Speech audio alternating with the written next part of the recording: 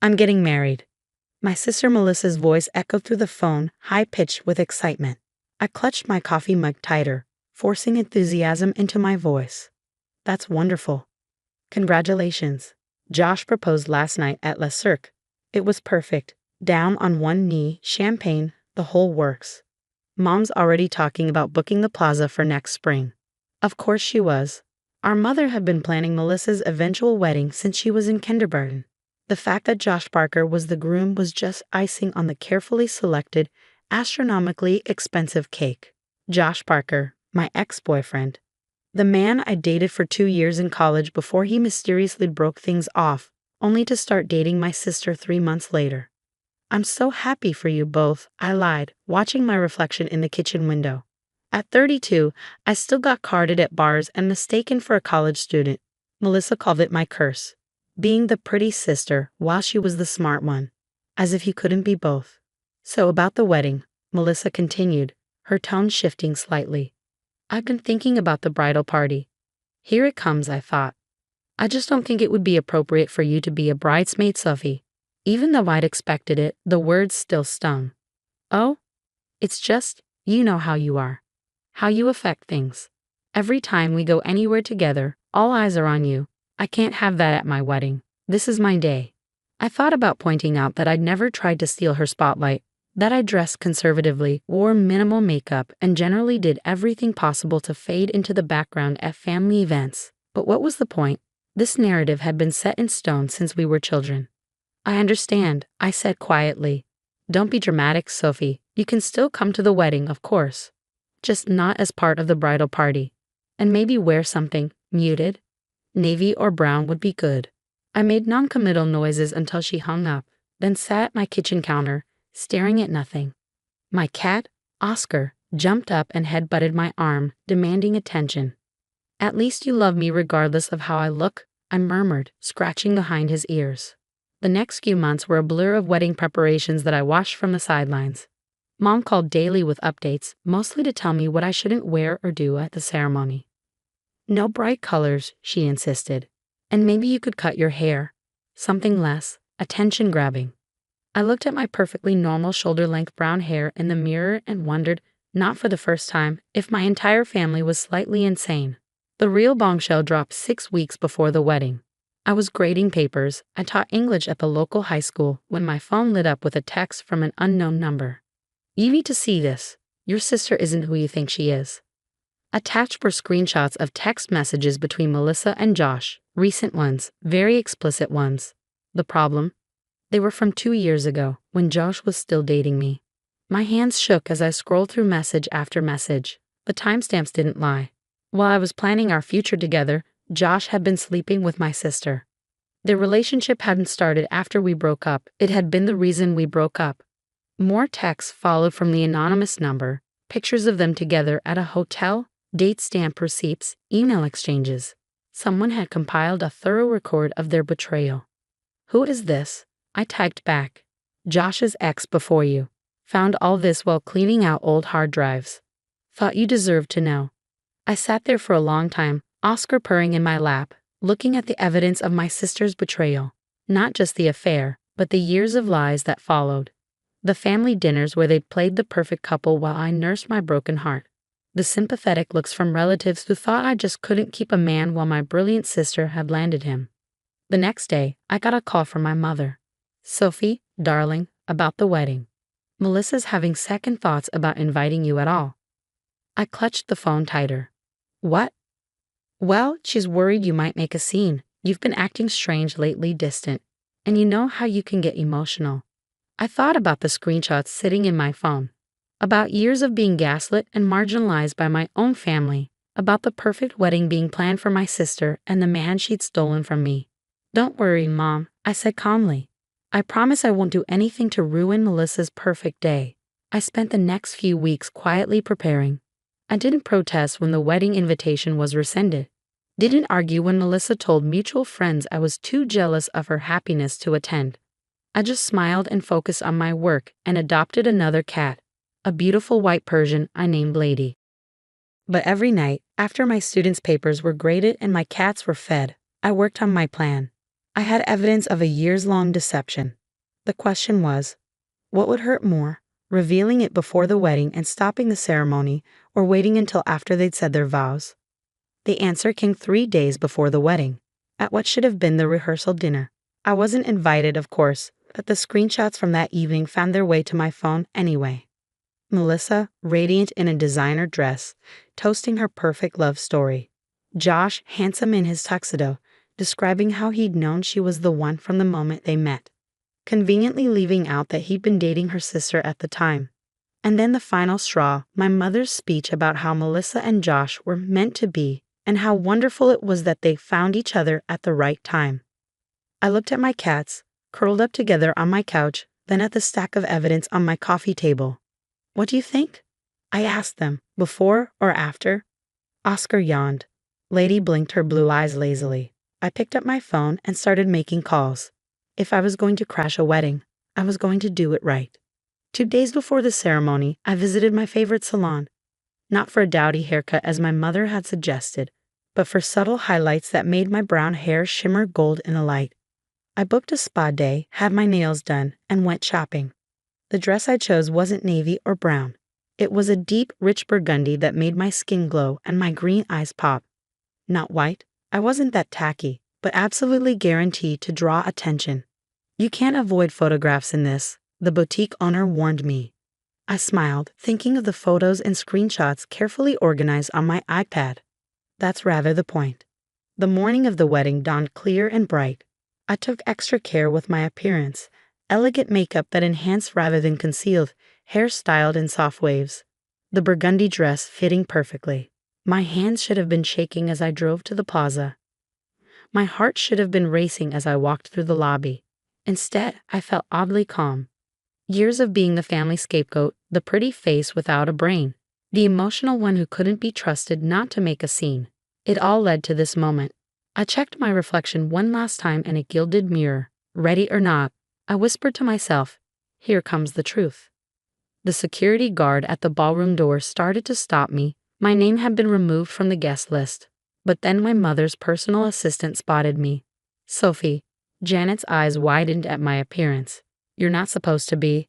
I know, I said smoothly, but I have something important to contribute to the ceremony. You might want to find a good seat. She started to protest, but I was already moving past her into the ballroom. Heads turned as I walked down the aisle, whispers following in my wake.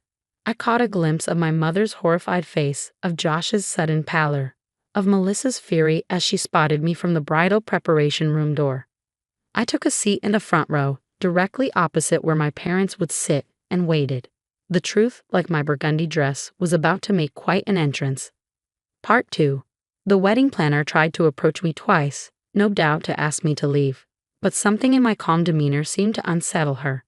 My mother was frantically whispering with my father near the entrance, shooting worried glances in my direction. I smiled serenely and opened my clutch, checking that my iPad was ready. The string quartet began playing right on schedule.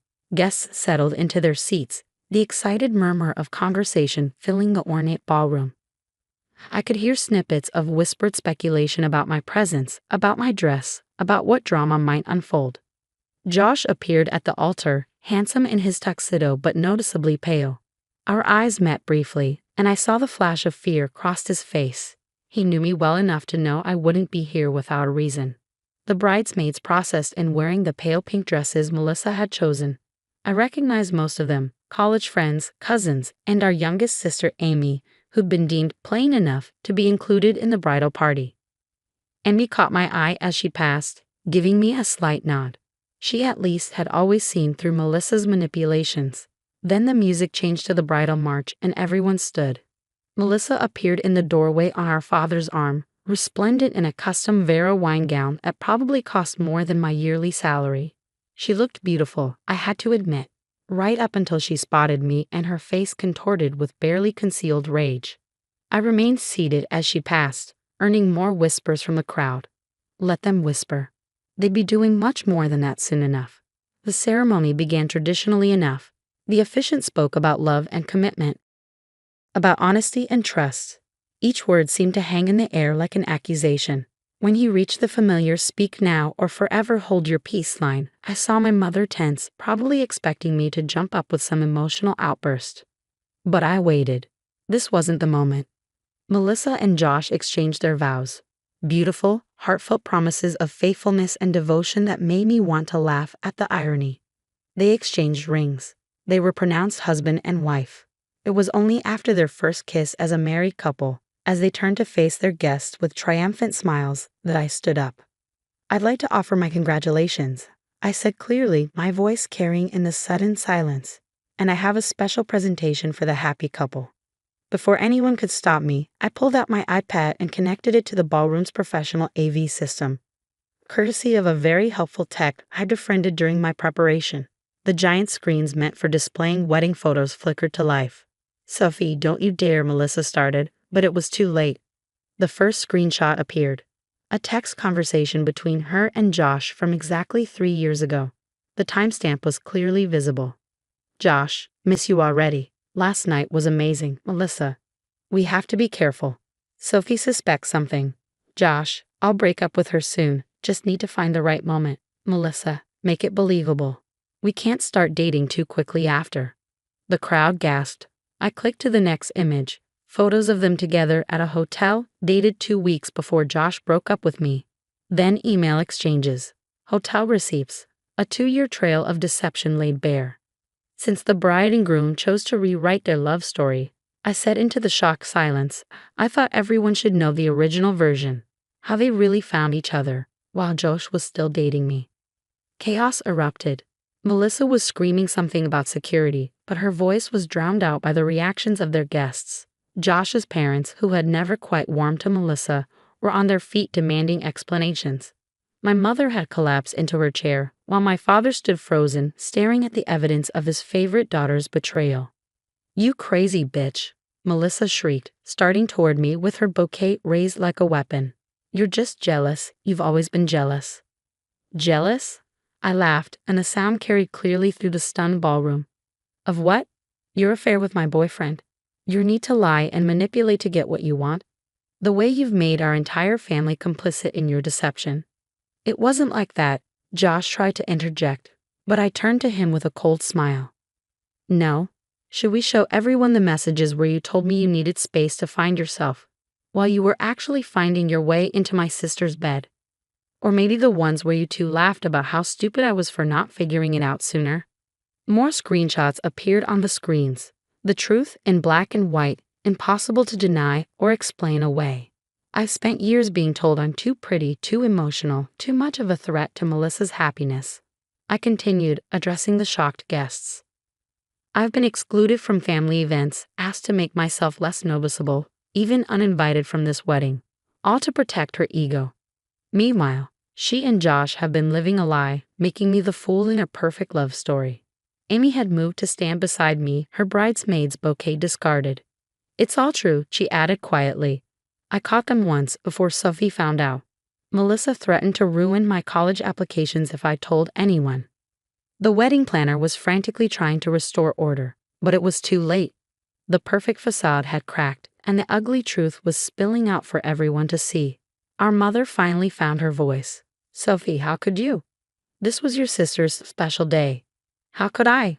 I turned to her, feeling years of suppressed anger rising. "How could you, Mom? You knew, didn't you? About the affair, about all of it. That's why you've spent years trying to minimize me, to make me less of a threat. It was never about me being too pretty. It was about protecting your perfect daughter's perfect lie." Her silence was all the confirmation the guests needed. Melissa had stopped screaming and was now crying dramatically, her expensive makeup running down her face. Josh stood awkwardly beside her, looking like he wanted to disappear. Their perfect wedding had transformed into a public exposure of their true characters, and there was no going back. I gathered my things calmly, enjoying the irony that I was the most composed person in the room. "I'll leave you to enjoy your reception," I said sweetly. "I'm sure you have a lot to discuss. Oh, and Josh, the next time you decide to cheat on someone, you might want to delete your evidence more carefully." As I walked out of the ballroom, head held high in my attention-grabbing burgundy dress, I heard the chaos escalate behind me. Accusations, explanations, recriminations. the soundtrack of a carefully constructed lie finally falling apart. Amy caught up with me at the elevator. "That was magnificent," she said, grinning as she kicked off her bridesmaid shoes. "Want to get a drink? I thought you'd never ask." We ended up at a small bar a few blocks from the plaza, still in our wedding finery, sharing a bottle of champagne and years of pent-up stories about Melissa's manipulations. Emmy had seen through it all but had been too young and powerless to do anything about it. Now, at 25, she was finally free to speak her truth too. "What happened with the wedding gift you bought them?" she asked, signaling for another bottle. I smiled. "I donated it to a domestic violence shelter. Seemed more appropriate than letting them enjoy it." The aftermath was exactly what you'd expect. Melissa and Josh still got married. They could hardly back out after the very public exposure, but their perfect dream wedding was forever tainted by the truth. Many guests left before the reception, including Josh's parents, who were overheard saying they'd always known something wasn't right about how their son and Melissa got together. My mother didn't speak to me for 6 months, though I couldn't say I miss her attempts to dim my light. My father, surprisingly, reached out after a few weeks. We met for coffee, and he apologized for years of enabling Melissa's behavior. "I always knew you were strong," he said, stirring his coffee absently. "But I never realized how strong until today. I'm sorry we made you feel like that was something to be ashamed of." Melissa and Josh moved to Boston shortly after the wedding, unable to face the whispers and changed perceptions in our social circle. Last I heard, she was pregnant with their first child and still telling anyone who would listen that I made everything up out of jealousy. But the screenshots don't lie, and several wedding guests had recorded my presentation. The truth has a way of living on, especially in the digital age. Emmy moved in with me temporarily after the wedding, finally breaking free from our mother's manipulative influence. We'd adopted a third cat, a scrappy rescue we named Truth, and started building the kind of honest, supportive relationship sisters should have. As for me, I'm still teaching English, still getting carded at bars, and still refusing to dim my light for anyone. My students sometimes ask why I smile when they're reading The Picture of Dorian Gray or studying themes of appearance versus reality in literature. If they only knew. Last week, I received an invitation to my cousin Kate's wedding. The note attached read, "Please wear whatever you want. The brighter the better." Some of us have learned from Melissa's mistake. I'm thinking of wearing red.